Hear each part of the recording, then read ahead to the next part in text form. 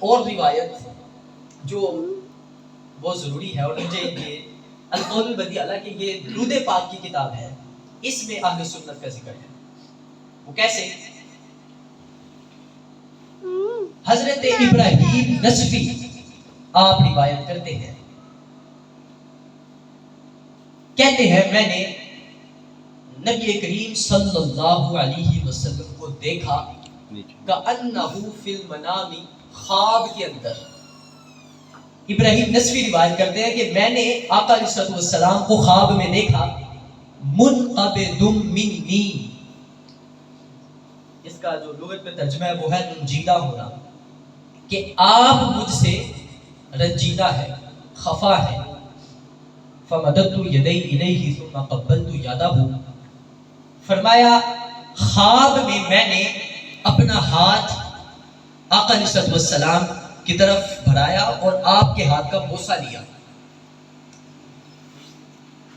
وقلت، اور میں نے کہا یا رسول اللہ، اے اللہ کے رسول صلی اللہ علیہ وسلم،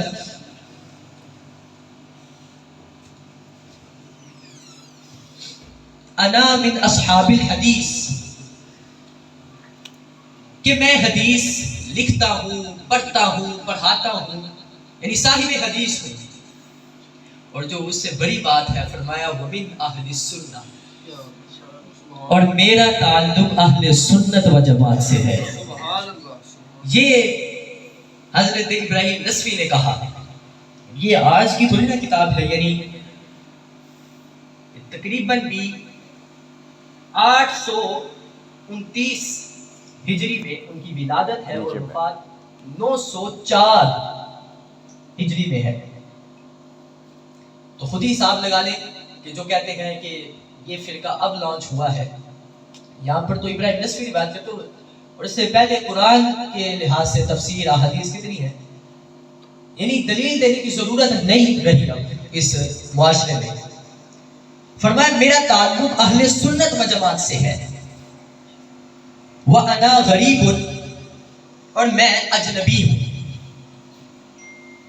اب آگے فَتَبَسَّمَ رسول اللہ صلی اللہ علیہ وسلم، رنجیدہ بھی ہے کیونکہ منقبض منی کے لفظ ہے، لیکن رسول پاک صلی اللہ علیہ وسلم مسکرائے۔ اب آپ بتائیں کوئی کسی سے رنجیدہ ہو تو وہ مسکراتا ہے اس کی طرف دیکھ، بلکہ اس سے منہ اوڑ لیتا ہے۔ اب وقالا، اور فرمایا اذا صلیت علی لم لا تسلم، یہ آقا علیہ السلام نے فرمایا ابراہیم نصفی کو، کہا اے ابراہیم نصفی، جب تم درود پڑھتے ہو سلام کیوں نہیں پڑھتے؟ اذا صلیت علی لم لا تسلم، کہ جب تم درود پڑھتے ہو سلام کیوں نہیں پڑھتے ہو؟ فسرت بعد ذلك، فرمایا جب میں نے یہ خواب دیکھ لیا اور اس کے بعد میں نے اپنا یہ معمول بنا لیا۔ فسرت بعد ذلك اذا كتبت، جب بھی میں لکھتا صلی اللہ علیہ، کہ آپ پر درود ہو، وکتبت وسلم، اور تب میں یہ لکھتا کہ آپ پر سلام ہو۔ یعنی ابراہیم نصفی کہتے ہیں میں نے اب اپنی زندگی کا یہ حصہ بنا لیا تھا اس خواب کے بعد کہ جب بھی میں درود لکھتا تو ساتھ سلام لکھتا، جب بھی میں درود پڑھتا تو ساتھ سلام پڑھتا۔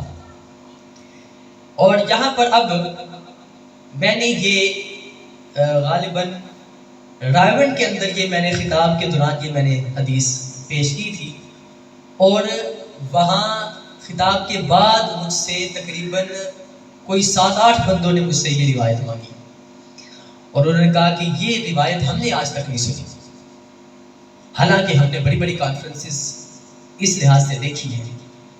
چونکہ یہ اب درود کا باب ہے تو اس میں کون دیکھے گا اس لحاظ سے، لہٰذا یہ روایت بڑی اتھینٹک ہے، اور اس میں کوئی ایسا بات نہیں کہ جو ضعیف کی طرف آ جائے یا کوئی مطلب قول صحیح نہ ہو، مستند روایت ہے یہ حضرت۔ اب اس میں دو باتیں کیا تھی، وہ یہ ہے کہ دیکھیں پیچھے آقا علیہ السلام کے لحاظ سے جو فرمایا گیا منقبض منی، کہ آپ مجھ سے رنجیدہ تھے، اور آگے بات یہ کہ آقا علیہ الصلوۃ والسلام مسکرائے. اور پھر یہاں پر اعتراض کیا جا سکتا ہے کہ یعنی شر پسند لوگ کہہ سکتے ہیں کہ دیکھو یعنی رنجیدہ ہونے کا لفظ بھی آقا علیہ الصلوۃ والسلام نے تو تمہارے لیے بولا نا.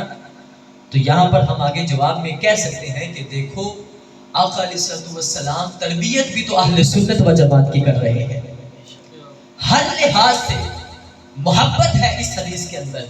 یہ نہیں کہ اس لفظ کی بنا پر لوگ کہیں کہ یہ لفظ ہے تو ہم اس کو بیان نہ کریں بلکہ اس کو کھل کر بیان کیا جائے اپنی ہر تقریر کے اندر.